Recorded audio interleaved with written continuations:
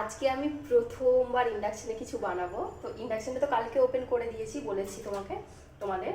তো ইন্ডাকশন আজকে প্রথম আমি বানাবো। তো এখন আমি চা বানাবো, একটু পরে ভাত করব, বাট এখন আমি চা বানাবো। আসলে ইন্ডাকশন ইউজ করার সেরকম কোনো প্রয়োজন হয়নি, তো সেই কারণে ইন্ডাকশনটা ইউজ করা হয়নি। বাট এখন যখন প্রয়োজন পড়েছে তো ইউজ করতে হবে। আমরা এই বাড়িতে মানে এই নতুন বাড়িতে শিফট করেছি 5 দিন মতো হলো।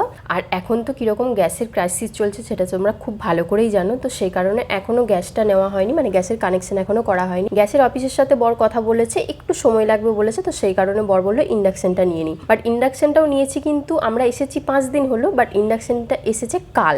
তো সেই কারণে 3 দিন মতো কিন্তু আমরা বাইরে থেকেই পুরোপুরি খাওয়া দাওয়া করছিলাম।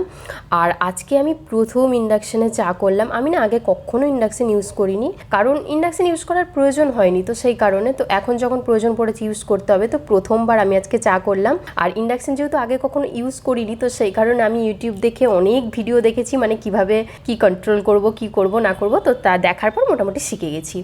আর আজকে ভেবেছিলাম প্রথমে সকালে বরকে রান্না করে দেব, কিন্তু কালকে রাতে ভাবলাম যে আগে ইন্ডাকশনটা ঠিকভাবে ইউজ করা শিখে নিই, তারপর আমি বরকে রান্না করে দেবো। তো সেই কারণে কালকে রাতে অনেক ভিডিও দেখেছি, আর আজকে প্রথম ইন্ডাকশনে চা করলাম। আর চাটা করার পর দেখলাম হ্যাঁ, চাটা খেতেও খুব ভালো হয়েছে, আর আমি ইউজ করতেও পেরে গেছি। তো বর তো সকালবেলা অফিস বেরিয়ে গেছে, তো তাই আমি আরাম করে একটু চা খেলাম, কারণ আমি 3 দিন চা খাইনি।